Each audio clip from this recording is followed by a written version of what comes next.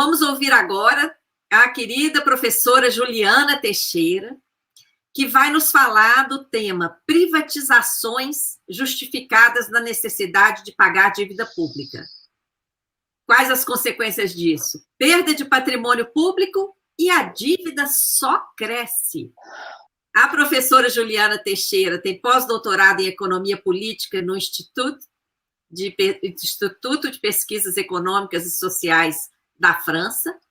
Ela é professora adjunta de Direito do Trabalho na Universidade Federal de Pernambuco, mestre em Ciência Política, doutora em Direito pela Universidade Federal de Pernambuco, já foi presidente da Academia Pernambucana de Direito do Trabalho, líder do grupo de trabalho da CNPq, Direito, Economia e Política, e é integrante da Rede Internacional de Cátedras, Instituições e Personalidades sobre o estudo da dívida pública, e também da RENAPES. Veio sigla aqui para mim, Juliana, depois você explica o que é a RENAPES. RENAPEDITES. Diga para nós o que é RENAPEDITES. É a Rede Nacional de Estudos em Pesquisa e Extensão em Direito ao Trabalho e Seguridade, que é uma rede de grupos de pesquisa que tem uma perspectiva crítica, que utiliza a perspectiva crítica para interpretar o direito do trabalho e a seguridade. Maravilha! Todo mundo agora entendeu. E é um prazer, Juliana, uma honra para nós contar com a sua presença aqui para falar para a gente das privatizações justificadas na necessidade de pagar a dívida. Pode nos brindar aí com a sua fala. Muito grata, desde já. A gratidão é toda minha, Maria Lúcia, e todos os ouvintes. Eu queria aqui cumprimentar meus colegas, os Antônios, que estão aqui na mesa, nesse painel, junto comigo. Professor Antônio Gomes, que é um colega lá da UFMG, já conhecia, professor Antônio Gonçalves eu não conhecia, sendo do Andes, e eu espero poder corresponder às expectativas, e foi da auditoria, e a fala do professor Antônio Gonçalves, ela vem em direção à minha, no sentido de complementar. Isso foi interessante, porque a gente não conversou nada a respeito.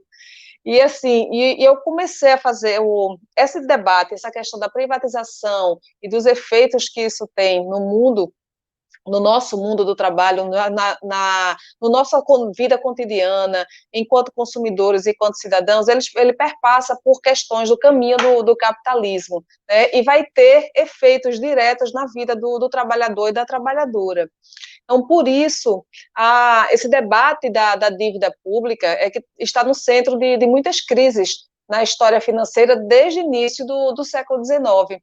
Apesar de repetidos planos de austeridade, austeridade fiscal, de ajuste fiscal, como é falado aqui no Brasil, o nível de endividamento dos países que aplicaram, que implementaram essas regras de ajuste fiscal, ele não se equilibrou na forma anunciada pelo capitalismo como sendo a grande salvação dos países. E eu vou pedir licença, eu vou ler alguns pedaços, eu organizei para não ultrapassar o tempo, porque professor é fogo, professora fala demais às vezes, eu falo pelo menos, então eu precisei organizar na forma escrita, para não ficar muito repetitivo também. Então, esse nível de dívida pública também é uma preocupação em vários países e no Brasil também, Então, a gente constrói, como é que se constrói uma situação de superendividamento, que é o argumento utilizado para implementar esses esquemas de privatização, para aprovar os projetos de lei de securitização de dívida e todos os outros projetos que foram anunciados, que são denunciados constantemente pela Auditoria Cidadã. Como é que se constrói esse superendividamento? Quais são as consequências de uma dívida sobre a soberania de um país? Isso tudo a gente tem que se questionar, Quem é o responsável quando o Estado não é mais capaz de pagar a sua dívida? Então, existem circunstâncias particulares que justificam esse repúdio do Estado, que o Estado poderia repudiar essa dívida, ou parte dessa dívida, São perguntas que deveriam permear realmente a nossa mente e daqueles que se preocupam em explicar a realidade dos países que estão envolvidos nessa teia financeira global.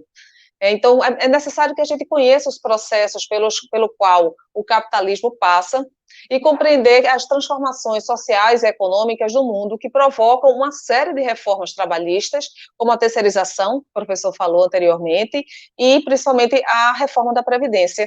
Nós tivemos uma última agora, em 2019, já com o argumento da dívida pública. Também com o argumento da dívida pública. E aí, para isso, para entender essas reformas trabalhistas, terceirização, previdência, é necessário que a gente observe que o sistema em que estão envolvidas essas reformas, especialmente a partir da reestruturação produtiva desde os anos 70. Aí eu vou fazer um recorte temporal, a gente voltar um pouquinho para os anos 70, uma parte histórica, embora alguns colegas tenham falado isso em outros seminários, para a gente entender essas etapas da financiarização. Então, nessa época dos anos 70, envolve uma abertura e regulamentação de mercado financeiro e transformação do sistema monetário internacional, com o surgimento de novos atores internacionais relacionados ao capital portador de juros e capital fictício, que vai vir a se desenvolver amplamente já no século XXI. E é um dos principais, quer dizer, é o principal motivo da crise iniciada em 2008. Então, o momento de criação do capital fictício, ele é bem caracterizado pelo surgimento de fundos de investimento, de fundos de pensão esses que vão ser reforçados pela criação do Funpresp e da privatização da Previdência, praticamente uma privatização total da nossa Previdência, crescimento de corretoras, crescimento de seguradoras.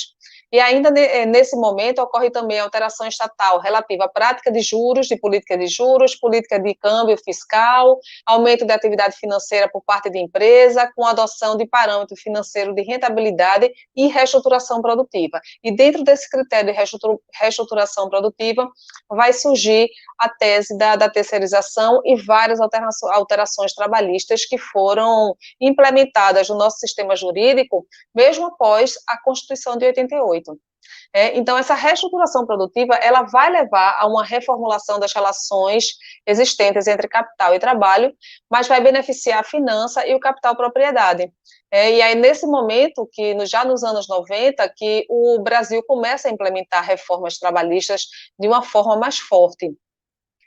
E seguindo essa sequência histórico-financeira das últimas décadas, e vieram acompanhadas de alterações na legislação protetiva do trabalho, fiscalização do Estado, fiscalização do trabalho, abertura de crédito ao capital financeiro estrangeiro, internacional, como uma forma de expansão do mercado, e a gente entender que precisamos que as diminuições dos postos de trabalho e a precarização das condições laborais e as reformas previdenciárias também ocorridas em 98, ocorridas em 2003, em 2013, em 2017, e as várias outras micro-reformas trabalhistas que foram feitas em função de um argumento de aumentar a competitividade das empresas brasileiras no mercado interno, e a recente lei do teto dos gastos públicos não financeiros, né, vamos lembrar que até o gasto público não financeiro, e até mesmo questionamento sobre essa competência do Banco Central, que também foi aprovado nesse governo agora, tudo isso é decorrente da expansão e transformação do capital no mundo.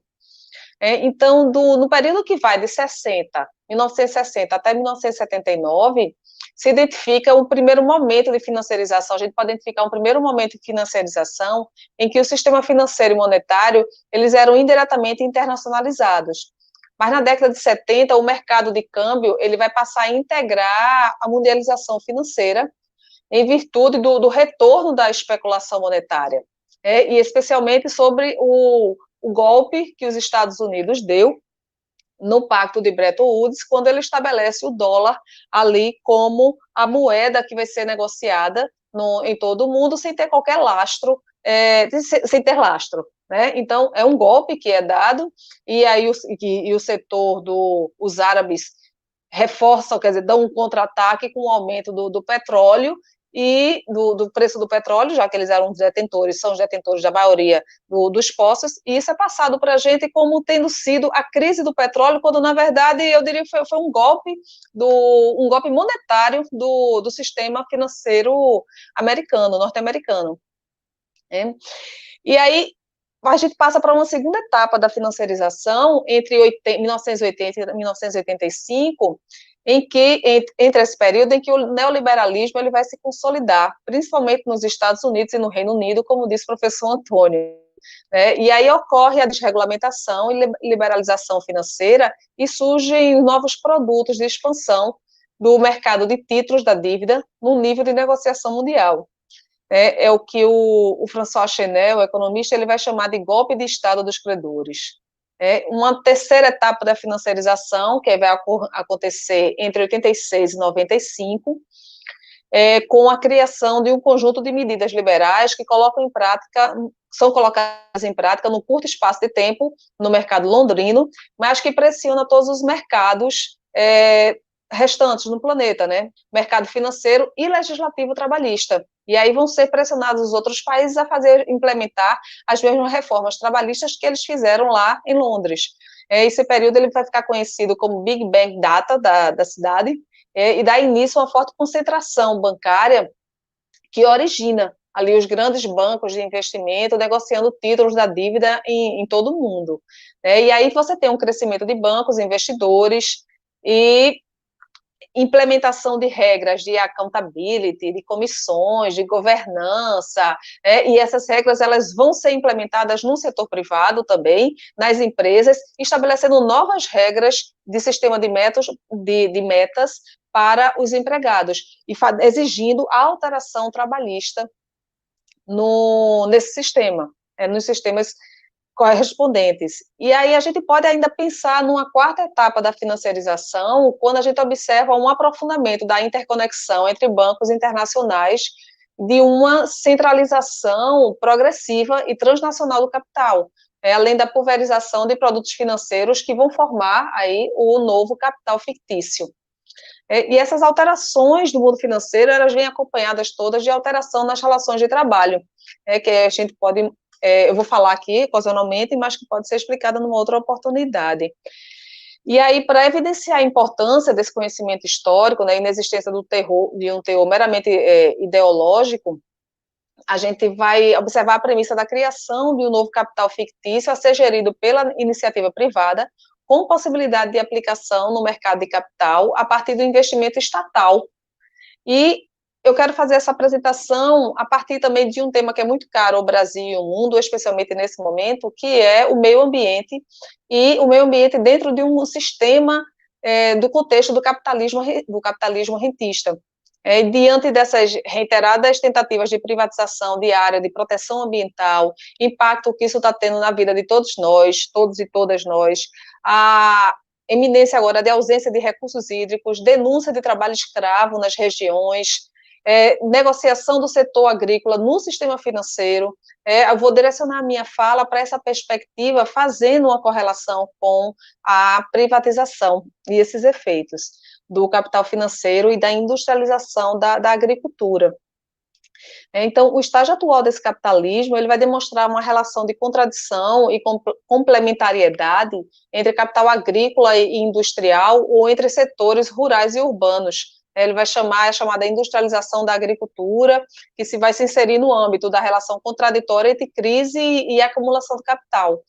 E o Estado, por sua vez, ele vai cumprir um papel de mediador de empréstimos bancários para o agronegócio, que vai representar o trabalho acumulado na forma de mais-valia social, como falado por Marx, ou promessa de trabalho futuro na forma de seu endividamento para financiar os insumos industriais agrícolas. Porque o que acontece ali na década de 70? Você vai ter como eu vou falar no início dos anos 70, assim, o processo de aparente expansão no Brasil, ele resulta de uma crise econômica mundial, que é essa crise do petróleo e a crise o golpe implementado pelos Estados Unidos de implementação do dólar como moeda mundial.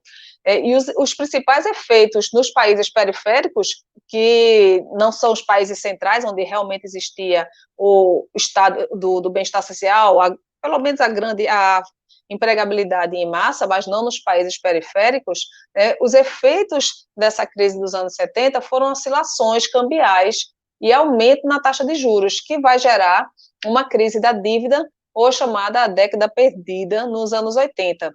E aí, naquele período, a prioridade do apoio estatal à agricultura extensiva e mecanizada, ela foi justificada como necessária para saldar a dívida externa brasileira e garantir um equilíbrio na balança comercial. Entretanto, a própria dependência de insumos industriais na agricultura também contribuiu para o déficit da balança comercial, vez que os empresários, os agricultores brasileiros, eles precisavam importar esses insumos. E tudo isso era feito a partir de dinheiro público. Tanto a compra de insumos, como a mecanização, como a expansão agrícola, que aí é uma expansão que vai interiorizar as capitais e a exploração, e leia-se interiorização e expansão, leia-se desmatamento, leia-se utilização de mão de obra de forma barata, precarizada, quando não escrava, quando não infantil, leia-se dessa forma. Isso tudo vai se dar a partir do endividamento do Estado brasileiro, que vai tomar empréstimos no meio internacional, seja a própria União, seja o próprio empresariado local da época, que vai tomar empréstimos estrangeiros para comprar os insumos e desmatar e acabar com o país e ter essa situação que a gente tem hoje. E aí a industrialização da agricultura no Brasil, ela demanda uma substituição da base técnica agrícola por insumos industriais. E, por causa disso, vai haver uma política particular de crédito governamental e de comércio exterior, que inclui incentivo fiscal e novos financiamentos para a infraestrutura. E aí é criado o Sistema Nacional de Crédito Rural, em 65, que oferecia financiamento subsidiado através de banco estatal. E foi essencial para alavancar a industrialização desse setor. Entre 69 e 76, houve um aumento médio anual do crédito rural, foi de 23%, de quase 24%. E esse ritmo de expansão do mercado do dinheiro para a agricultura, ele vai estar relacionado com elementos de instabilidade e crise econômica, com capital financeiro ocioso em busca de rendimento. E aí, consequentemente, entre 80 e 90, há um estímulo de aplicação de política de ajuste estrutural de acordo com o receituário do FMI. E aí, a partir dessa crise de superacumulação que marca a década de 70, novos mecanismos de desregulamentação do sistema financeiro internacional propicia um aumento do fluxo de capital para os países periféricos, e nós somos periféricos, que vai constituir a chamada crise da dívida nos anos 80. E aí não é muito a gente lembrar que as diretrizes receituárias do FMI engloba a privatização. Engloba modificação da legislação interna, a exemplo de modificação do nosso Código Civil, do nosso Código de Processo Civil, da Lei de Falências, tudo isso estava lá no receituário, nas diretrizes para a América Latina. Só para citar 3, e a reforma da Previdência, que sempre esteve presente também. Então, nesse período, vai se iniciar, na década de 80, inicia-se efetivamente as políticas neoliberais como uma forma de criação de capital fictício e garantia de fluxo de mais-valia para as empresas transnacionais, que é esse momento onde nós já estamos implementados um sistema de globalização, já está crescendo o sistema de globalização, especialmente nos setores de bens essenciais de consumo e que vai potencialmente gerar lucro, que é como água, saneamento, educação, telecomunicações, agricultura, e a gente vai observar, se a gente observar, o que pode gerar lucro como energia, vai ser privatizado, agricultura vai receber incentivo externo, mineração, totalmente privatizado, veja-se aí a Vale, telecomunicações, privatizado, água privatizado, mais recentemente água e saneamento, saúde privatizado, educação privatizada. De forma parcial, mas ele vai haver uma transferência de responsabilidade do setor público para o setor privado. E a privatização de fundos de previdência e aposentadoria vai aprofundar ainda mais essa acumulação financeira e combinada com o pagamento de serviço da dívida externa a juros flutuantes. A exportação de capitais para os países periféricos, ele ocorreu como uma forma de aumentar a extração de mais-valia, através da busca de força de trabalho. e de uma forma barata para se apropriar de matéria-prima e de circular o capital financeiro na forma de dívida, né, de geração de dívida do empresariado e das pessoas trabalhadoras também. E tudo isso, essa estratégia, ela foi facilitada pela formulação de políticas neoliberais de abertura comercial, com o objetivo de facilitar o fluxo mundial das chamadas commodities. E aí eu vou chamar a atenção para a gente lembrar a história das commodities, porque commodity hoje, a água e terra, ela é commodity amplamente financiada no mercado financeiro. E não à toa nós tivemos a privatização da água, e não à toa nós tivemos a criação do setor da região, desculpe, da Matopiba, que é o acrônimo de Maranhão, Tocantins, Piauí e Bahia, de uma região ali interna, em que há uma outra regulamentação de terras, é diferente a legislação ambiental aplicada, e que permitiu a compra e aquisição daquelas terras por amplos conglomerados estrangeiros, internacionais, a despeito da legislação interna brasileira proibir a compra extensiva de terras por estrangeiros, em que pese isso acontece, houve ação judicial, houve denúncia do Ministério Público, houve liminar, mas as coisas continuaram acontecendo, e essas commodities continuam sendo negociadas, essa terra da região Matopiba continua sendo negociada no mercado financeiro. E esse movimento global, ele vai fazer parte de uma lógica de acumulação de capital na sua fase de monopólio, que vai se manifestar numa forma de crise através do processo contraditório que combina taxa de lucro, ou queda de taxa de lucro em fase de rápida acumulação financeira. E nesse mecanismo, o mercado de terra e mercado financeiro, eles vão se entrelaçar no movimento de crise e acumulação do capital, e a alternância entre momentos de circulação e de imobilidade do capital tem como objetivo apresentar mais ativos como garantias para acesso ao crédito, estimulando a acumulação do capital com base em novas dívidas. E esse é o caso da agroindústria canavieira, que criou o capital fictício também, com o endividamento dessa indústria estimulado durante a ditadura militar brasileira, de 64 a 85. No bojo dessa industrialização da agricultura, que foi acompanhada pela ampliação da dívida externa brasileira, a partir da oferta de capital internacional ocioso, na busca por valorização por meio de créditos para os países periféricos. E esse fornecimento de crédito para a indústria agro, para a indústria de canavieira, de usina, tudo isso vai se dar através de uma transferência de crédito de bancos estatais, o que existia na época. E a dívida desses bancos estatais, ela vai ser federalizada em 90 e... Maria Lúcia, por favor, me lembra aí, 97? A partir de 97. 97. Vai ser federalizada em 97, compondo aí uma dívida dos Estados Federados, dívida essa que era dos usineiros, né, basicamente, assim, uma parte com certeza vai ser dos usineiros, que obtiveram esse empréstimo a partir do incentivo da própria União Federal, e que aumentaram também o seu endividamento a partir da compra de insumos internacionais que só eram ofertados pelo meio por empresas internacionais, e esse valor não foi pago e foi absolvido pelo Estado federado de cada um de nós. Aqui nós estamos falando já basicamente de Minas Gerais, Pernambuco, Maranhão.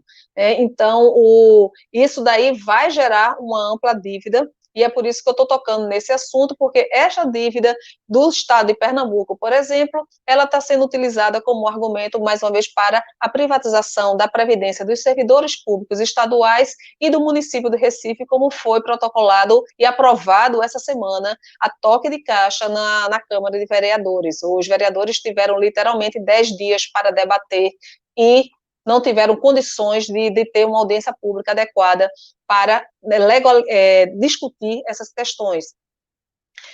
Então, esses argumentos dessas dívidas, eles são utilizados para todas as privatizações que são apresentadas. E essa forma predominante do capital fictício, do capital financeiro, desculpa o cachorro aqui participando, ele nem sempre vai determinar o movimento capitalista. Esse processo, ele se configura principalmente a partir da década de 90, com a desregulamentação do sistema financeiro no nível nacional e internacional. E no Brasil, a partir de um período marcado por política neoliberal, aí leia-se 1990 até 2002 de forma marcada, e agora de 2018 para cá, de forma marcada, bem marcada também, mas sem esquecer o documento Ponte para um Futuro, implementado pelo Michel Temer, quando houve o golpe jurídico parlamentar. E então, no Brasil, a partir desse momento, marcado por essas políticas neoliberais, as remessas de lucro dos investidores estrangeiros, elas vão ser flexibilizadas, o que permitiu a entrada de capital para negociar com o título da dívida interna, e a sua saída para a realização dos seus rendimentos. Esse procedimento é o chamado, que Maria Lúcia tanto combateu, foi a tentativa da securitização de dívida pública, e permite que não apenas um banco ou financista empreste dinheiro, mas que diversos investidores eles possam aplicar no mesmo ativo financeiro. E a necessidade de rolagem da dívida interna brasileira, que superou a dívida externa desde a década de 2000, ela é estimulada por linhas de crédito subsidiado, por exemplo, pelo Banco Nacional de Desenvolvimento Econômico, o BNDES, especialmente para o agronegócio. Esses créditos, eles foram pautados pela alta no preço das commodities agrícolas a partir de 2003, e a sua negociação no mercado de futuro.